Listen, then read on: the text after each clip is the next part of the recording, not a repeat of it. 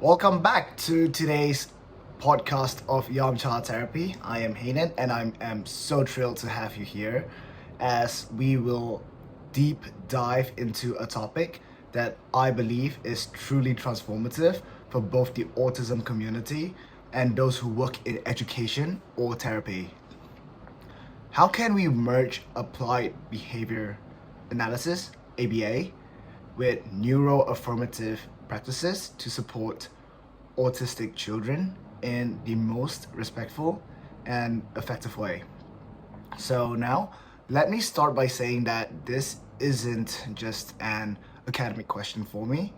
It's something I've had the privilege of experiencing firsthand over the past month as a special needs teacher and a 6 month as a special needs therapist.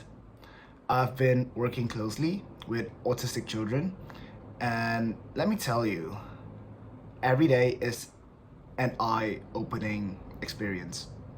So, one thing I've learned is that while ABA has its place, particularly in terms of skill building, it can sometimes miss the deeper emotional and sensorial needs that many autistic children have. That's where neuroaffirmative practices comes in, creating a more holistic children-centered approach. But here's the catch. We don't have to choose between ABA and neuroaffirmative practices. We can use both together to create an environment where children not only thrive academically, but also feel understood, respected, and empowered. So before we dive into the nitty-gritty, I want you to imagine a classroom or any space where you work with children. Imagine a child who struggling with a task, feeling overwhelmed by the noises, or even just unsure of how to ask for help. Now picture how you might respond to this child in a way that doesn't just focus on changing their behavior, but supports them as a whole person. Let's explore how this can happen using the best of both ABA and neuroaffirmative approaches.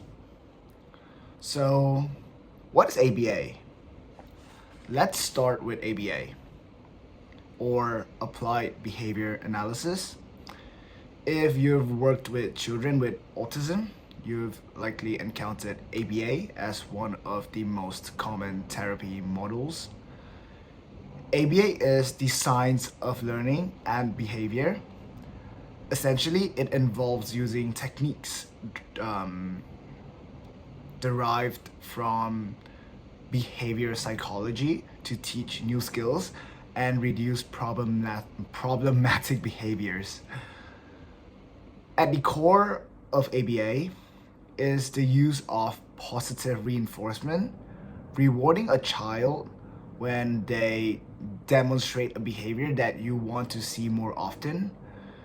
This can range from something as simple as a smile or praise to a more tangible reward like a sticker or extra playtime. But does this look like in action? Picture a child who struggles with communication and often resorts to behaviors like flapping their hands or throwing objects to get attention. In ABA, the goal is to replace these behaviors with more appropriate ones. So if we want to teach a child how to ask for help, instead of engaging in challenging behavior, we might start by breaking down the task into smaller steps. We first show the child how to raise their hand to ask for help. Then we reinforce that behavior by giving them praises or a token every time they do it. The key strength of ABA is its ability to quantify and measure progress through constant data collection. Therapists can track how well a child is progressing, how quickly they learn, and how successful a behavior intervention has been. This structured approach can be incredibly beneficial for children who need clear, consistent feedback. But here's the catch. ABA's focus on behavior can sometimes overlook the emotional and sensory needs of children. For example, imagine a child who struggles with auditory processing, listening. In an ABA setup, the child might be expected to complete a task in a noisy environment without taking breaks. But what if this child has sensory sensitive and the noise overwhelms them? ABA alone might not address the need for sensory accommodations, which bring us to the importance of neuroaffirmative practices. So, what is neuroaffirmative practices? Now, let's move to the exciting world of this practice, which really changed the way we approach children with autism.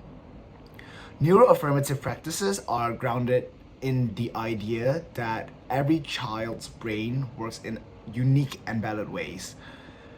Instead of seeing behaviors as something to fix, we view them as neural expressions of a child's sensory, cognitive, or emotional state.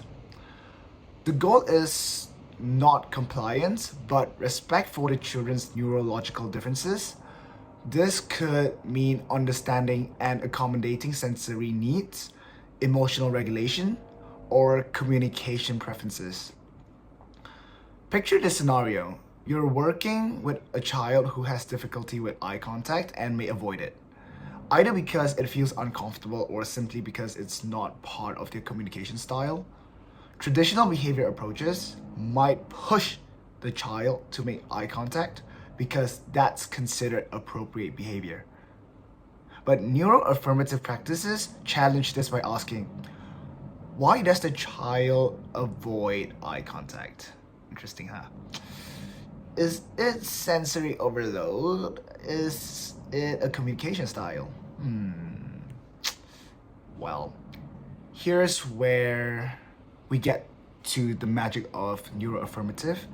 Instead of demanding eye contact, we might say, I understand that making eye contact is challenging for you, but that doesn't mean, or that doesn't make you less valuable or capable. We create an environment where the child is encouraged to express themselves in ways that feel natural and safe for them. This might mean offering alternative ways of connecting, like using a communication device, an iPad for example, or simply allowing them to speak while looking away. Very simple. Imagine you're in a classroom where the child is getting overwhelmed by the noise of other children or the bright lights overhead. Instead of forcing the child to stay in the room and cope with it, we provide them with the option of using noise-canceling headphones or giving them a space where they can self-regulate. In a neuroaffirmative environment, we recognize that sensory overload isn't a bad behavior, but a natural response of overstimulation. The essence of neuroaffirmative practices is celebrating neurodiversity, understanding that just because a child's brain works differently doesn't mean it's wrong. It just means we need to adapt our method and expectations to meet them where they are. So here's the exciting part. How do we bring ABA and neuroaffirmative practice together and merge it? The integration of these two approaches creates a powerful toolkit for educators and therapists. The beauty of combining ABA and neuroaffirmative practices is that we can support both the skills and the emotional and sensory needs of a child. Let's take an example. Imagine a child who struggles with transitioning between activities. ABA would help us break down the transition process into small steps. For example, first we clean up, then we line up. But let's say this child is overwhelmed by the idea of transitioning, maybe due to change in routine or sensory overload. This is where neuro-affirmative practice comes in. We might allow the child to take a sensory break before transitioning, or we might use a visual schedule to help them feel more secure about a change. So imagine the child is learning to greet others, but they're socially anxious. ABA would help them break down the steps to a greeting. So like first wave, hi, then say hi. But neuro-affirmative practice would step in by recognizing that anxiety might be holding them back. So instead of forcing the child to follow through with eye contact or the exact word, we could allow them to greet in a way that feels more comfortable, like a quick wave or even a non-verbal signal, like hugging. This integration of ABA and neuro-affirmative practice creates an environment that is structured but flexible. It teaches specific skills like how to ask for help or how to greet others, while also respecting the individual's need in the moment. What we're really doing is creating a learning environment that's responsive and adaptive, and that's where the real magic happens. So before we wrap up, let's reflect on what we've covered today. The combination of ABA and neuro-affirmative practices offers a comprehensive approach to support autism children. ABA is invaluable in teaching specific skills, especially in areas like social communication, daily living skills, and behavior regulation, but it's not the whole picture. By integrating neuro-affirmative practice, we ensure that the child's unique sensory and emotional needs are recognized and respected. When we look at the child as a whole person, one who may need a sensory break, a different ways of communicating, or simply a bit of understanding around their experiences, we create an environment that fosters true growth and development. Picture a classroom where each child's learning is not just about following rules or mimicking behaviors, but about learning at their own pace, expressing themselves in their own way, and knowing that they are heard and valued. This isn't just a theoretical approach, it's one that being put into practice every day by educators and therapists who combine ABA with neuro-affirmative techniques. I hope today's episode helped you better understand how these two approaches can complement each other. Whether you're parent, educator, or therapist, I encourage to explore both ABA and neuro-affirmative practices to see how they work together for the beneficial of the children you work with.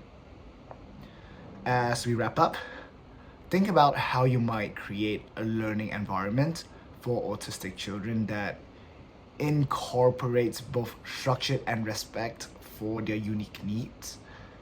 It's a challenging but deeply rewarding journey, and I'm so glad to have had the chance to share these insights with my experience with you.